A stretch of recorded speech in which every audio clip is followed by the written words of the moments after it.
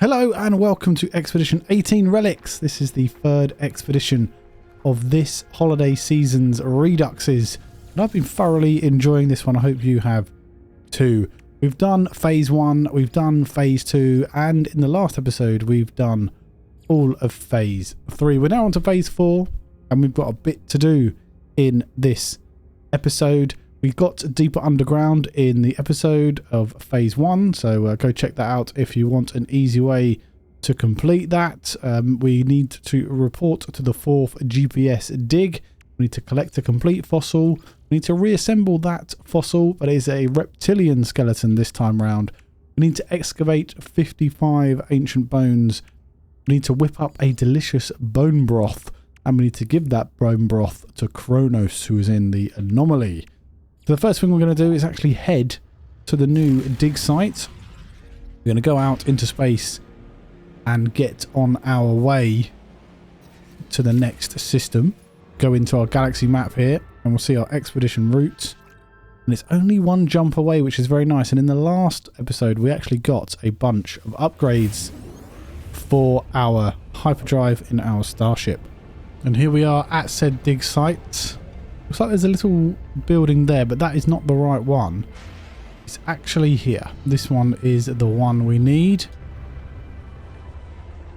This will be where the paleontologist lies. Oh, straight on top of an animal there. Let's dig out this bad boy. Can we go away, please?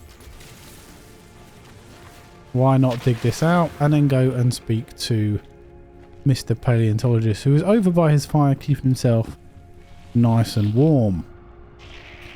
The paleontologist's attention is held by an image of a scaly creature on their datapad. They jab excitedly at the screen and then turn their attention towards me. Yeah, he'd love to see a reptilian, I believe. So we'll go and grab him one. There you go. There is the dig 4.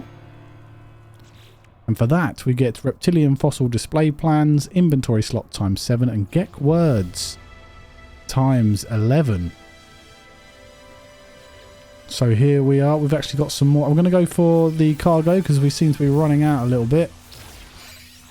And what I'll do is refine you into ferrite dust, and I'm going to move some stuff over to the starship. Now, if I put all of these fish back into the ocean, I would get nanites for that, and if I was using this as a main save, I would definitely throw them back in or sell them. Not really high value. I mean, this one is decent value, not high as such. But nonetheless, what I'm going to do is get rid of them because I don't want them clogging up my actual inventory. You can also use these to make food, so if you want to do that as well, you can. We do have some upgrades here we need to put into our lovely, amazing multi-tool here, which is absolutely terrible. It's a neutron cannon and some neutron cannon upgrades. However, the neutron cannon itself takes condensed carbon or carbon to charge, just so you're aware. But it is a very good weapon. Very good indeed. Let's search for some items we need to go and find. I don't want to do that. How far away are you then? Okay, you're only 300 away. Let's travel over to this fossil bed. We do need 55. I believe we've got 23 or 2 now, so we do need to collect quite a few more, and of course we need to get the skeleton we need. What I'm on the hunt for now is more fossil beds, because if we go into our expedition, you can see here we've got 24 out of 55, so it would be really nice if we got closer to that milestone while we were on this planet, maybe even try and complete it, but it is going to take quite a few fossils to do so.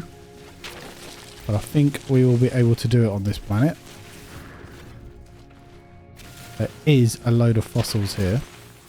We've got the fossils we need for the field agent, so we can build our reptilian skeleton. That's why people don't like the rocket boots, because they can be a bit finicky at times. We are filling up the skeletons though in our inventory. We don't seem to have much space, so we only need 25 more. So let's reassemble a reptilian skeleton.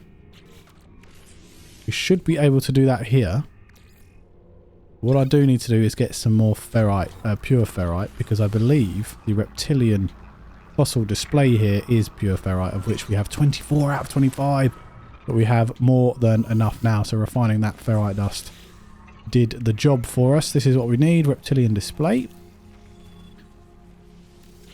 Here we are. What do we want to put on here? Well, we've got 3 skulls. This one looks like it's an ape-like skull, doesn't it? That looks really cool. This one's more reptilian. This one's a bit more mammalish, maybe. Let's go for this one. Then we've got some forelegs here. We'll go with these long things. And then in the torso, we'll go with that, like a stegosaurus type thing. And then we'll go with the front leg. So it is a 4-legged animal here. And we've got some wings to put on here as well. So let's package this exhibit. And there you go. We got Reassembled Reptile. And for that, we actually get a neutron processor plans and we get 150 quicksilver. So we actually have a look at our fossil here. It looks, I mean, look at that. That looks really weird. That's a really strange fossil. It is a Robpia. I'm saying that completely wrong as well. Lived over 52 million years ago. Intelligent and cruel, its cold blood allowed it to only move with the sun. The creature's extraordinary nose enabled it to smell colours. It preferred green objects, hunting and burying them for safekeeping. What a weird, weird animal. Let's go back to the field agent and get our milestone. And there you go. We just needed to return here to get the principled field agent milestone. And we get ancient skeleton and glowing mineral ×3. What's the ancient skeleton all about? This one here. Intact skeleton, which is 1... Well, hang on. Whoa. That's a weird number. That's like 154,800 years old, but it's got a little comma there. Anyway, and it's made from pure gold. These bones are unlike those from any terrestrial creature. The remains of a true space... deep space leviathan. Oh, so is this like one of those... living frigates? Is that what that is? That's quite interesting. Okay, what we need to do then is continue to dig up some bones, but let's make our bone broth first. So if we go into our build menu here, go to deployable technology, you can see we have the nutrient processor. We need that to make our bone broth. So if we highlight our skeleton here, we need Hearty Stack. We also need 2 metal platings and 1 hermetic seal. Let's move some stuff over to the starship. And then we need metal plating and we need an hermetic seal. There it is.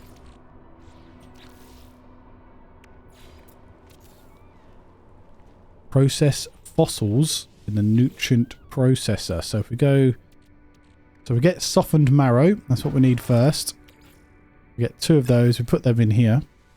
So is it 2 softened marrow we need?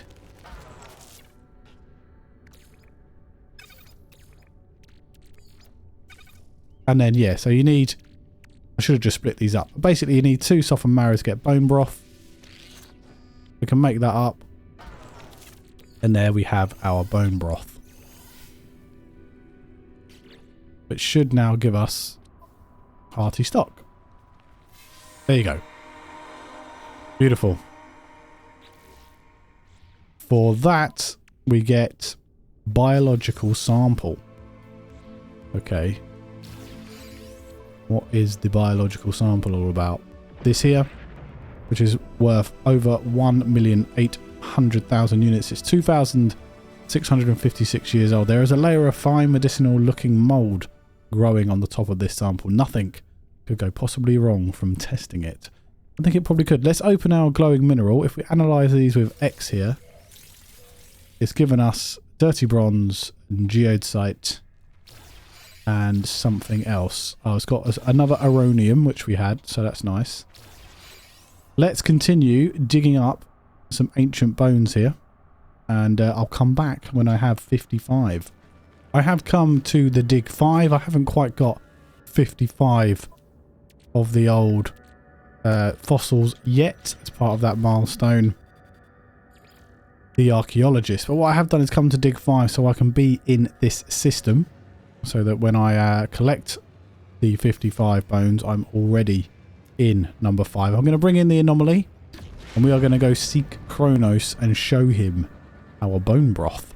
If we go into the back of the anomaly, that's where the starships all land. The corvette's a bit further down. When we come to the top here, this is Helios.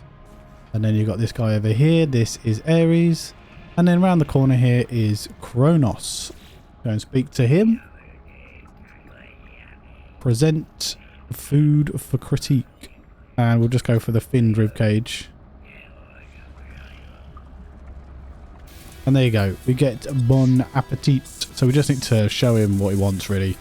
Don't worry about it too much like I just did. We get Diplo Chunks ×5 and Giant Egg. Now that is interesting. We might get a giant out of that egg. By the way, these eggs that we do get here, this one and these giant eggs are actually for cooking.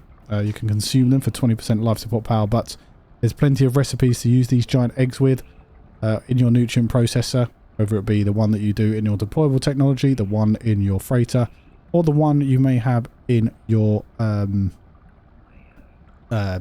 Corvette now. To get the words out. They can be used in general cooking. I've got a whole video about some of the best cooking recipes. Go check that out if you want to know more. But these companion eggs here, someone rightly mentioned in, well, I think it was the first or second video, but these companion eggs, if you put them in here, you can try to grow them. So if you go to the egg sequencer, you can put in this companion egg, and then we can put other items in here to try and make them bigger. So we'll put in storm crystal, gold. The anatomy is unstable. The height weight is increasing here. If we put something like that in, colouring will be unstable. And then what about a vigilant stone? The gentleness is decreasing, so we won't put that in there. What about geode sites? Gentleness is increasing. Let's try something else for the colour here. The dye injector, and put in some marrow. Colouring is unstable. Okay, we don't want that one then. What about dirty bronze? Still unstable. We're going to go for silver and see what that does. We're going to go begin. And let's see what happens as we do this. And we got a modification. So, a living fertile egg ready to hatch. Note, this egg has its genetic material resequenced. Its height and weight is increased. Its anatomy is unstable, its colouring is unstable, and its gentleness is increased. Scans indicate the being within has a genetic potential to be very large and independent-minded. So if we go to hatch this now, I think we can actually hatch this here. It's a little bit of a side quest just to show you how this works if you don't know.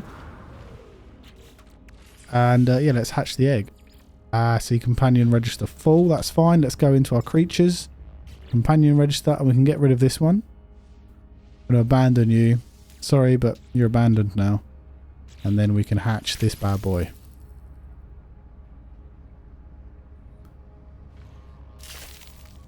Woo, there he is.